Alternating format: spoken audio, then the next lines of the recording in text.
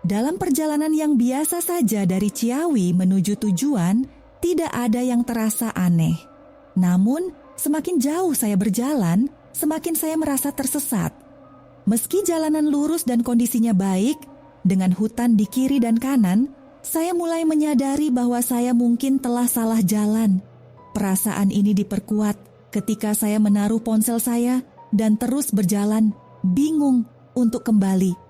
Dalam perjalanan, saya mendengar bisikan untuk tidak melanjutkan perjalanan, tapi saya tetap berjalan. Saya bahkan bertanya kepada seseorang tentang arah ke Pelabuhan Ratu, tapi jawabannya membuat saya semakin bingung. Dalam segmen Ngopi Horor, Bang Opet, seorang pekerja keras dan kepala keluarga, bercerita tentang perjalanannya dari Depok ke Pelabuhan Ratu. Perjalanan ini tidak masuk akal baginya, karena ada sesuatu yang aneh dan horor yang ia alami selama perjalanan tersebut. Dalam perjalanan yang tampak biasa dari Ciawi, saya tidak merasakan ada yang aneh. Namun, seiring berjalannya waktu, saya merasa semakin tersesat. Meskipun jalanan lurus dan kondisinya baik, hutan di kedua sisi jalan membuat saya yakin bahwa saya telah salah arah. Saya memutuskan untuk menaruh ponsel dan terus berjalan, namun kebingungan saya semakin bertambah.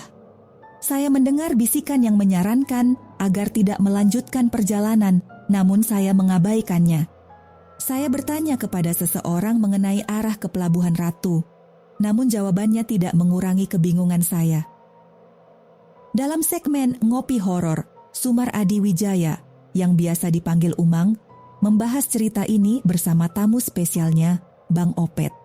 Bang Opet, seorang pekerja keras dan kepala keluarga, berbagi ceritanya tentang perjalanan dari Depok ke Pelabuhan Ratu.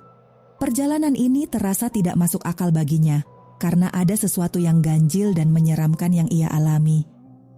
Cerita berlanjut dengan Bang Opet yang menyadari bahwa meskipun ia merasa hanya tersesat selama 1 hari, teman dan rekan kerjanya di kantor mengatakan bahwa ia hilang selama 5 hari.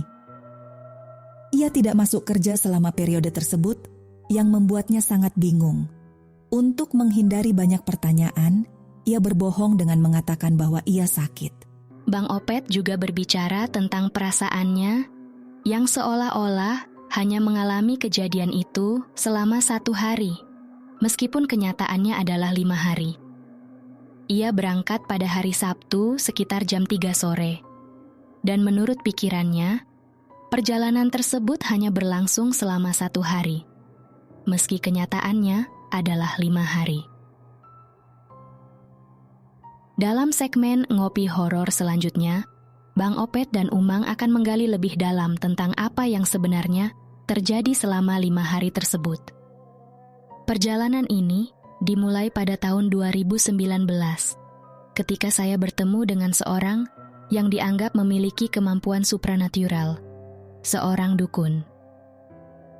Kami bertemu pertama kali di rumah orang tua angkat saya di Depok. Pertemuan itu menimbulkan perasaan kasihan dan memulai rangkaian peristiwa misterius ini. Pada saat itu, saya bertemu dengan seorang perempuan yang memiliki bayi. Bayinya, menurut perkiraan saya, berusia sekitar 1 bulan. Perempuan ini, yang saya akan sebut sebagai Bunda, tinggal di kontrakan milik tante saya. Karena ada 1 unit kosong, saya mengajaknya untuk tinggal di sana.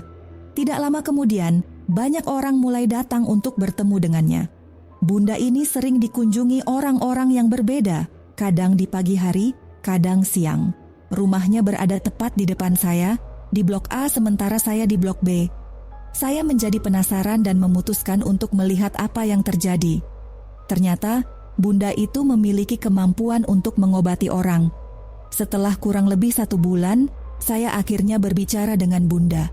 Saya menyebutnya kakak, karena sudah merasa dekat seperti saudara. Ternyata, dia memiliki kemampuan untuk mengobati orang dengan cara yang unik. Dia mengatakan bahwa ada 5 entitas yang masuk ke dalam tubuhnya saat melakukan pengobatan. Bu Ratu, Pangeran, Aki, Nyai Asi, dan Nyai Denok. Masing-masing entitas memiliki tugas khusus, seperti mengobati santet atau guna-guna, masalah kesehatan fisik, atau pertanyaan seputar jodoh. Saya memutuskan untuk bertanya lebih lanjut tentang tugas-tugas mereka. Nyai Asi bertugas mengurus orang yang mengalami penyakit fisik seperti lumpuh. Sementara Nyai Denok lebih fokus pada pertanyaan tentang jodoh. Pangeran mirip dengan Aki, mengurus kasus-kasus yang terkait dengan santet atau guna-guna. Bu Ratu jarang muncul, tetapi dia bertanggung jawab atas penyakit yang sangat serius. Setiap kali entitas-entitas ini hadir, ada ritual tertentu yang harus dilakukan, seperti menyambut mereka dengan makanan atau sirih. Untuk Nyai Denok misalnya, diperlukan sprit. Kadang-kadang, saya hanya bisa tertawa melihat keadaan yang terjadi. Misalnya, Aki selalu meminta rokok jenis Jinggo setiap kali ia muncul, dan perilakunya hampir sama dengan pangeran ketika kesurupan. Untuk Ibu Ratu, dia lebih memilih disuguhkan air kelapa hijau atau anggur hijau jika tidak ada kelapa. Meskipun keadaan ini cukup aneh, tidak ada yang menegur. Jadi saya membiarkannya saja. Masalah mulai muncul ketika keluarga tante saya mengetahui tentang kegiatan Bunda. Mereka marah karena masalah uang dan sejenisnya. Bunda telah tinggal di kontrakan itu sekitar 3 atau 4 bulan sebelum akhirnya terjadi masalah dengan tante saya. Tante saya ingin mengusirnya, tapi saya berargumen untuk tidak melakukannya. Saya merasa kasihan karena Bunda memiliki anak kecil yang baru berusia beberapa bulan. Saya juga ingat bahwa kita harus saling membantu sesama Bugis yang merantau.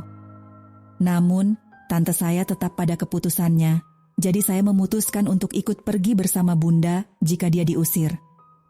Bunda memiliki 2 anak, 1 bayi yang baru berusia beberapa bulan, dan 1 lagi sekitar 3 atau 4 tahun. Saya memilih untuk menyewa rumah lain dan tinggal bersama Bunda dan anak-anaknya, meskipun tidak setiap hari. Di rumah sewaan baru ini, orang-orang mulai datang lagi untuk berobat. Ada berbagai macam orang, dari yang sakit hingga yang ingin jabatannya dipertahankan.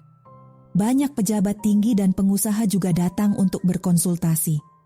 Meskipun saya belum sempat bertanya tentang suami Bunda, saya tetap memutuskan untuk mendukungnya. Setiap kali saya menerima gaji, saya pastikan untuk memberikan sebagian kepada Bunda dan juga mengirimkan uang kepada orang tua saya. Tapi yang aneh adalah ini. Meski saya melihat banyak orang datang dan sembuh, saya tetap skeptis. Saya percaya tidak ada yang lebih kuat daripada kekuatan Allah. Orang tua saya selalu mengajarkan bahwa kekuatan Allah tak terkalahkan. Namun semakin banyak orang datang, semakin saya mempertanyakan apa yang saya lihat. Saya pernah melihat sendiri bagaimana Bunda mengobati orang. Misalnya saat Aki masuk, dia berbicara dalam bahasa kuno. Saya membantu menerjemahkan karena saya mengerti sedikit. Saya pernah melihat Bunda mengurut pasien dan dalam kurang dari setengah jam, paresis besar pada pasien itu hilang. Saya terkejut melihat pasien itu berdiri dan berjalan seperti biasa.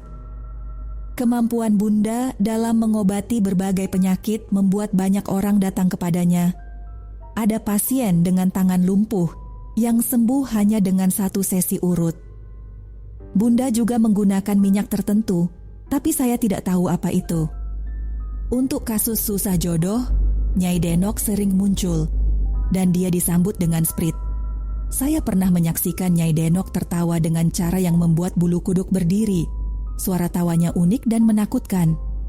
Saya ingat pernah memintanya untuk tidak tertawa terlalu keras, agar tidak mengganggu tetangga. Saya bahkan pernah menguji apakah orang di luar bisa mendengar suaranya, tapi ternyata tidak.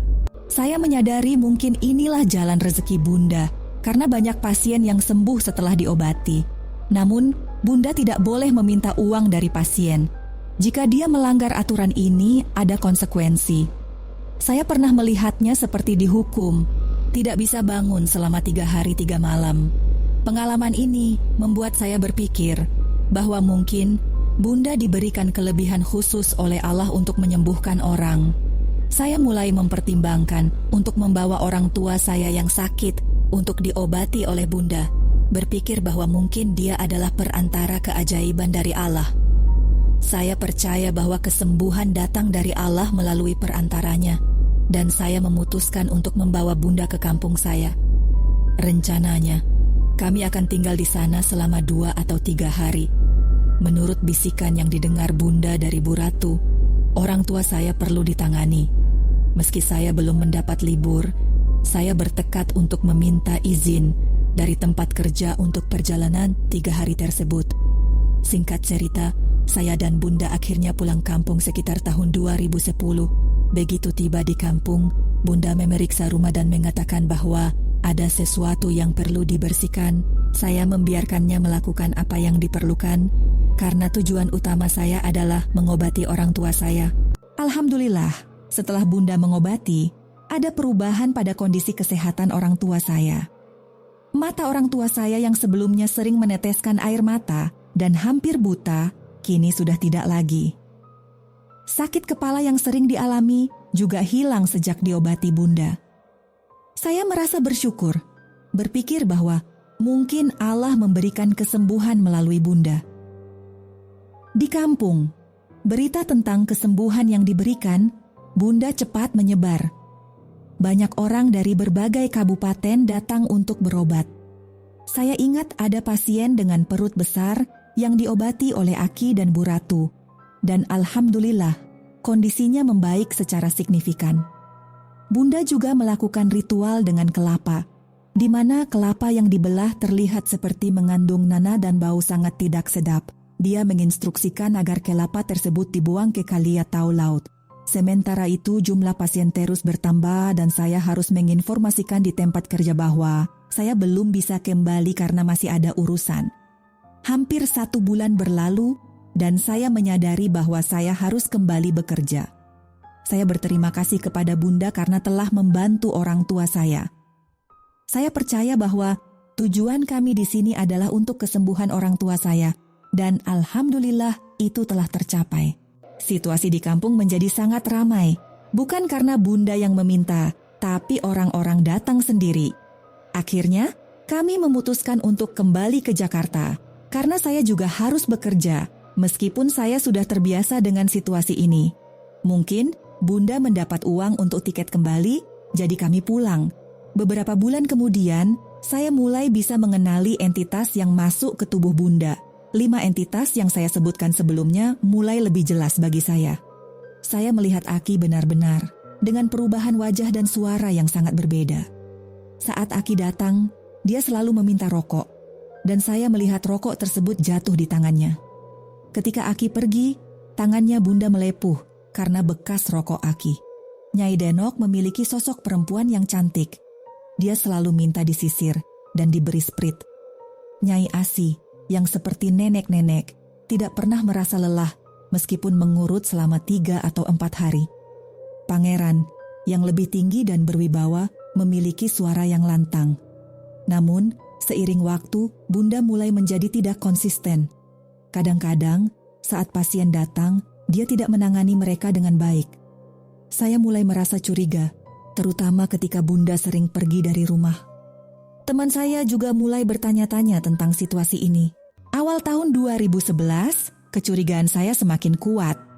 Saya sering mendapati Bunda pergi ke tempat yang disebut Dieng. Akhirnya, saya mengetahui bahwa Bunda sering pergi ke sana tanpa alasan yang jelas. Saya mulai bertanya-tanya tentang kredibilitasnya. Suatu hari, Bunda meminta uang sejumlah 5 juta rupiah dari saya dengan alasan bahwa suaminya mengalami masalah dan membutuhkan uang untuk menyelesaikannya. Ternyata, dia memiliki suami yang bekerja di tempat yang tidak saya ketahui sebelumnya. Saya mulai bertanya-tanya bagaimana cara mengurus masalah ini. Tanpa suami Bunda, usaha kami terhambat dan tidak dapat berjalan dengan baik.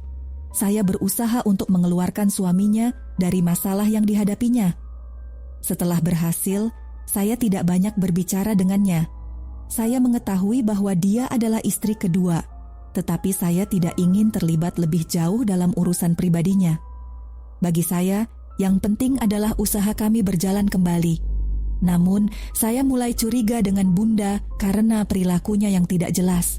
Saya sering meneleponnya ketika dia pergi dari rumah, menanyakan kabar tentang usaha kami. Namun, seringkali tidak ada hasil atau kabar yang jelas dari dia. Saat bulan April tahun 2011 tiba, saya mulai semakin frustasi. Kadang telepon saya diangkat, kadang tidak. Saya mulai menuntut kejelasan darinya. Saya mengatakan, jika urusannya tidak jelas, dia harus mengembalikan semua uang yang telah kami investasikan, termasuk uang teman-teman saya dan uang saya sendiri. Dia terus memberikan janji dan alasan, tetapi tidak ada kemajuan nyata. Saya mulai menegaskan kepada Bunda bahwa saya tidak main-main. Saya lelah terus-menerus ditanya oleh teman-teman dan saudara saya tentang kemajuan usaha kami. Kabar yang tidak jelas dan terus-menerus tertunda membuat saya semakin tidak sabar. Saya memberi peringatan keras kepada Bunda bahwa jika dia tidak bertindak dengan benar, saya akan mengambil tindakan hukum.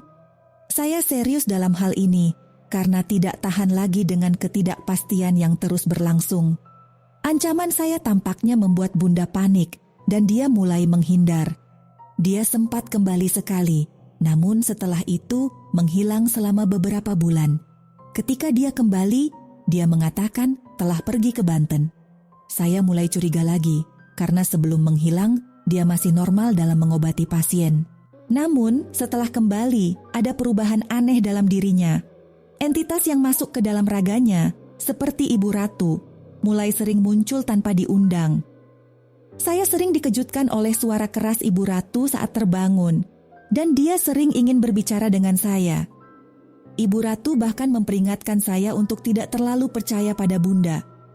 Aki dan Pangeran juga sering memberikan nasihat dan perhatian kepada saya. Saya jujur tidak tahu apakah makhluk ini benar-benar mendengar ketika saya menyebut nama mereka. Namun mereka selalu memberikan informasi atau nasihat kepada saya. Ibu Ratu pernah meminta saya membeli kelapa dan saat saya melakukannya, dia melakukan sesuatu pada kelapa tersebut dan mengatakan ada emas di dalamnya.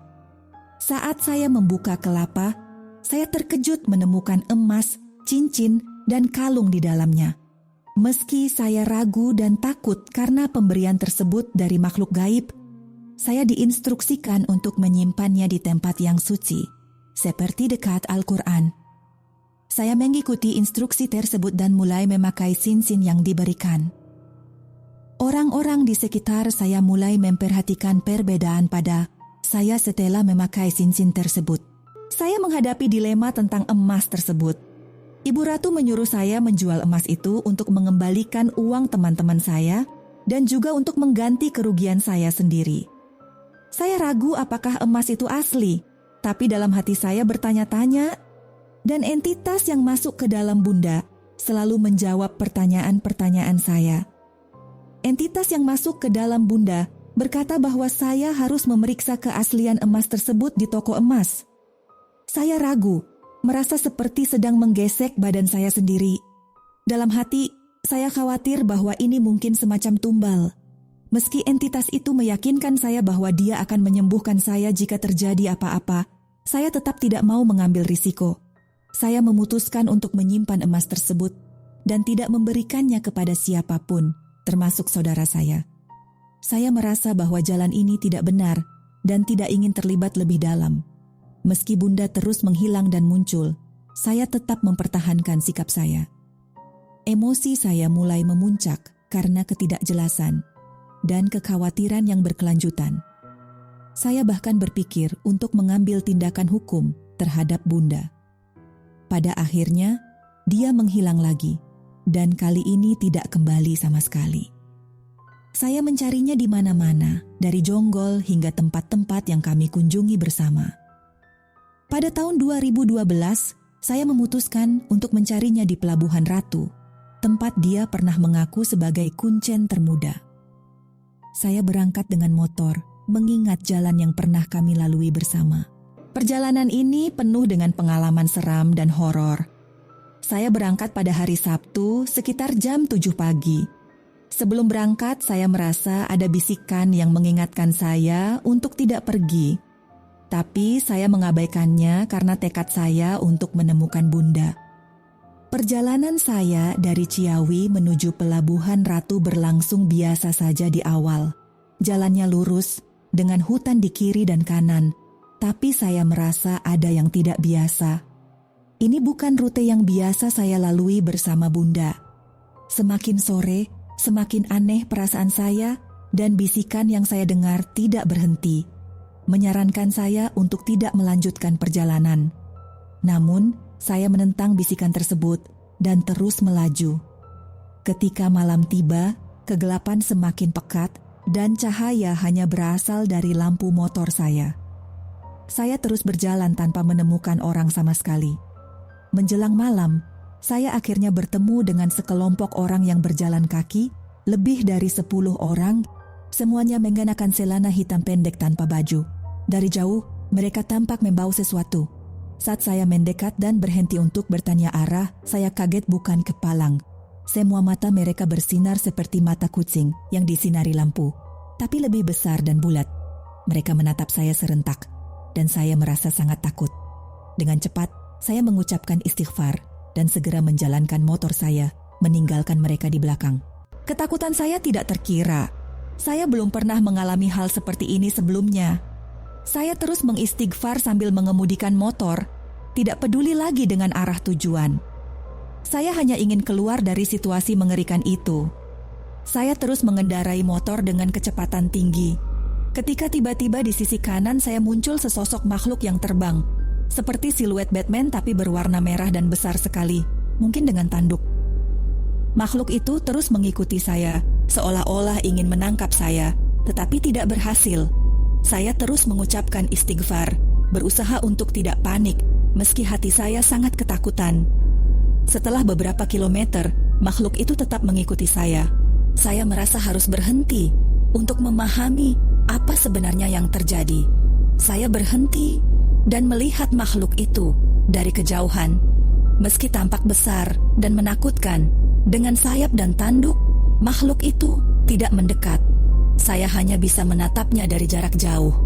Saya pernah mendengar cerita tentang makhluk seperti kuntilanak atau pocong, tetapi selalu merasa itu hanya khayalan. Namun, setelah mengalami kejadian ini, saya mulai mempercayai bahwa ada alam lain yang tidak kita ketahui. Tiba di sebuah pertigaan, saya mendengar bisikan lagi yang mengatakan untuk tidak pergi ke satu arah tertentu. Saya berhenti dan melihat pohon besar di depan saya. Dalam kegelapan, saya melihat sesosok yang tampak seperti orang, tapi saya tidak bisa melihat wajahnya karena tertutup rambut. Rasa takut saya meningkat, saya hanya bisa mengucapkan istighfar. Saya memutuskan untuk mengikuti jalan yang menuju ke arah rumah. Di sebelah kiri saya melihat ada rumah, walaupun tampak seperti rumah panggung dan tidak ada cahaya. Saya memilih jalan ini karena setidaknya ada tanda-tanda kehidupan. Di sebelah kanan hanya gelap dan tidak ada apapun. Saya terus berjalan mengikuti bisikan hati saya, sambil terus berdoa dan beristighfar. Meskipun takut, saya mencoba untuk tetap tenang. Saya melewati rumah panggung tersebut, mencoba mencari tanda-tanda kehidupan atau petunjuk jalan pulang. Setelah berbelok ke kiri, suasana berubah. Meskipun saya merasa ada kehidupan di sekitar, tetap tidak ada orang yang terlihat. Jalan sempit tapi masih beraspal. Saat saya melintasi turunan, saya melihat seekor kucing dengan kepala besar, sebesar anjing. Saya berpikir itu mungkin kucing hutan. Keadaan semakin menegangkan dan saya memutuskan mencari tempat untuk istirahat. Saya berdoa kepada Allah untuk petunjuk. Saat motor saya mati tiba-tiba, ketakutan saya meningkat. Saya membaca Al-Fatihah dan ayat kursi dengan keras, berusaha menenangkan diri. Saya memikirkan keluarga dan bertanya-tanya apa yang akan terjadi pada saya jika saya hilang di tempat itu. Setelah berusaha menghidupkan motor, saya mendengar suara ayam. Saya merasa lega, yakin bahwa pasti ada perkampungan di dekat sana. Suara ayam dan anaknya terdengar semakin jauh, tapi saya mengikutinya, berharap akan menemukan orang. Namun, motor saya mogok lagi. Saya bertanya-tanya apakah masalahnya bensin atau sesuatu yang lain, tapi saya yakin bensinnya cukup. Setelah melanjutkan perjalanan, saya akhirnya melihat cahaya dari kejauhan dan mendengar suara motor. Rasa takut saya mulai menghilang, yakin bahwa saya akan menemukan perkampungan. Saya berhenti untuk menunggu motor tersebut. Ketika motor itu lewat, saya mencoba menanyakan arah, tapi motor itu melaju kencang. Saya bingung, Apakah itu motor biasa atau sesuatu yang lain? Kecepatan motor itu sangat tinggi dan saya tidak bisa menentukan jenis motor apa itu. Saat saya melaju kencang, muncul bayangan 2 orang hitam yang naik motor dengan kecepatan tinggi. Saya berteriak meminta mereka untuk berhenti, tapi mereka terus melaju. Melihat ke belakang, motor itu hilang dan rasa lega saya berubah menjadi kebingungan. Saya kemudian menemukan sebuah warung. Saya berhenti dengan harapan bisa istirahat dan bertanya arah. Namun, orang di warung itu diam dan tidak merespon saat saya membeli air mineral. Dia hanya menunduk dan tidak memberi kembalian. Saya merasa ada yang aneh dengan orang itu dan memutuskan untuk tidak berlama-lama di warung tersebut. Lanjut perjalanan, motor saya mogok lagi. Saat itu, saya merasakan ketakutan yang luar biasa. Saya membaca Al-Fatihah dan ayat kursi dengan keras. Saat berusaha menghidupkan motor, saya merasa ada sesuatu yang aneh, seperti ada tangan yang mencoba menyentuh saya dari belakang. Saya terlonjak kaget dan segera berdoa, meminta perlindungan dari Allah. Setelah berdoa, saya merasa lebih tenang. Saya memutuskan untuk melaksanakan salat tahajud di tengah kegelapan. Setelah salat, saya merasa lebih tenang dan yakin bahwa Allah akan menunjukkan jalan keluar bagi saya. Saya kemudian melanjutkan perjalanan dan seiring berjalannya waktu, langit mulai terang. Saya melihat ke depan dengan harapan menemukan perkampungan atau tanda-tanda kehidupan. Akhirnya, saya melihat seseorang di kejauhan. Seorang bapak-bapak yang tampaknya sedang bepergian. Saya mendekatinya dengan rasa haru dan lega. Saya kemudian mencari seseorang yang bisa mengantarkan saya kembali ke Depok. Awalnya tidak ada yang mau, tapi akhirnya saya menemukan seseorang yang bersedia membantu. Dengan rasa lega, saya dibawa ke puncak dan kemudian mengundang orang tersebut untuk ngopi, berharap dia bisa mengantarkan saya lebih jauh ke Depok. Namun, orang itu tidak bisa mengantarkan saya lebih jauh, dan saya terpaksa melanjutkan perjalanan sendiri. Perjalanan pulang terasa sangat berbeda. Jalan yang saya lalui terasa lebih terang dan familiar. Saya merasa lebih tenang setelah berdoa dan beristirahat.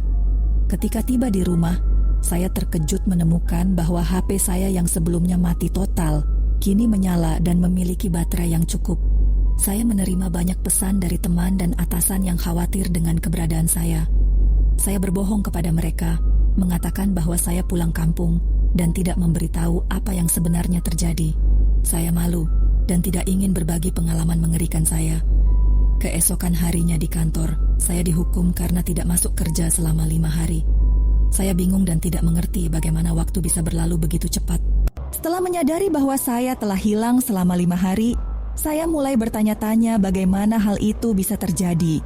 Saya bertanya kepada tetangga saya untuk memastikan tanggal dan terkejut mengetahui bahwa memang benar saya telah menghilang selama itu. Perasaan bingung dan tak percaya terus menghantui saya. Malam sebelum saya kembali bekerja, saya merasa diikuti oleh sosok hitam yang pernah saya lihat sebelumnya. Sosok itu tampak muncul di pojokan kontrakan saya. Setiap kali saya membaca doa, perasaan tersebut hilang. Tapi saya terus merenungkan kejadian aneh yang saya alami. Selama sebulan berikutnya, saya terus merenung dan mencoba memahami apa yang terjadi. Saya tidak berbagi cerita ini dengan siapapun, termasuk teman yang saya hutangi uang. Tetangga saya mulai memperhatikan perubahan pada diri saya. Bertanya-tanya kenapa saya berbeda. Saya kemudian mengunjungi orang tua angkat saya. Tempat saya pertama kali bertemu dengan Bunda, orang tua angkat saya, yang merupakan orang yang memiliki kemampuan spiritual, memberitahu saya bahwa saya telah diikuti oleh sesuatu. Dia memberikan saya mandi ritual yang menurutnya bisa membersihkan hal-hal negatif yang mengikuti saya. Setelah mandi ritual itu, saya merasa lebih ringan dan mulai kembali ke kehidupan normal. Namun, pikiran tentang 5 hari yang hilang itu tetap mengganggu saya. Setelah dimandi, saya merasa lebih baik dan mulai bekerja seperti biasa. Tapi saya masih sering melihat sosok hitam itu, terutama di malam hari ketika saya mencoba untuk tidur. Saya mencoba mengalihkan perhatian saya dengan bermain game atau melakukan aktivitas lain agar tidak terganggu oleh penampakan itu. Di Bogor, tempat saya tinggal sekarang setelah menikah, Saya juga beberapa kali didatangi oleh sosok hitam itu, terutama ketika cuaca panas. Saya tidak pernah menceritakan hal ini kepada istri saya, tapi saya tahu bahwa sosok itu masih ada di sekitar saya, walaupun tidak seintens seperti sebelumnya. Saya merasa sangat kesal dengan kehadiran sosok hitam yang terus mengganggu saya. Pernah suatu malam, dalam keadaan kesal, saya mencoba mengusirnya dengan sapu sambil berdoa.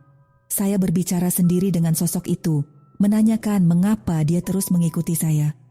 Saya bahkan sampai ingin melempar sapu kepadanya, tetapi saya menahan diri. Di Bogor, terutama karena saya memiliki anak kecil, saya berusaha melindungi anak saya dari pengaruh sosok tersebut. Setiap kali sosok itu muncul, saya memastikan anak saya tidak melihatnya. Saya sering menggendong dan menenangkan anak saya agar terhindar dari kejadian itu. Pengalaman ini membuat saya ingin mencari bantuan spiritual. Saya ingin diruqyah agar bisa terbebas dari gangguan tersebut. Saya tidak ingin memiliki kepekaan terhadap hal-hal gaib dan merasa terganggu olehnya. Saya merasa seperti digigit semut dan tidak nyaman dengan perasaan itu. Keluarga saya tentu saja merasa khawatir ketika saya hilang selama 5 hari. Saya memilih untuk tidak menceritakan seluruh kejadian kepada mereka, karena saya tidak ingin membuat mereka lebih khawatir. Saya hanya memberitahu mereka bahwa saya telah kembali dan baik-baik saja. Saya tidak pernah bertemu dengan orang yang disebut sebagai kuncen di Pelabuhan Ratu. Warga setempat mengatakan ada kuncen termuda di sana, tapi saya tidak pernah bertemu dengannya. Saya hanya berinteraksi dengan warga biasa yang membantu saya ketika saya tersesat. Sebelum kejadian saya tersesat, saya sempat menanyakan kepada warga di Pelabuhan Ratu tentang sosok yang mereka hormati. Warga setempat mengatakan bahwa dia adalah kuncen termuda, dan saya menyaksikan bagaimana orang-orang memberikan penghormatan kepadanya. Saya sempat skeptis, mengira bahwa itu hanyalah penipuan. Namun, setelah tersesat dan mendengar tentang kuncen termuda itu, saya mulai bertanya-tanya apakah memang ada kebenaran dalam cerita tersebut. Sampai sekarang, saya belum pernah bertemu dengan kuncen termuda itu secara langsung. Selama bertahun-tahun, dari pertemuan pertama saya dengan Bunda pada tahun 2009 hingga 2023 saat saya menceritakan ini, saya tidak pernah menemukan jawaban yang pasti. Namun, pada tahun 2018, saya mendengar kabar dari tetangga bahwa Bunda, yang saya sebut sebagai si B, telah kembali. Saya memutuskan untuk menemuinya dan menanyakan keberadaannya selama ini.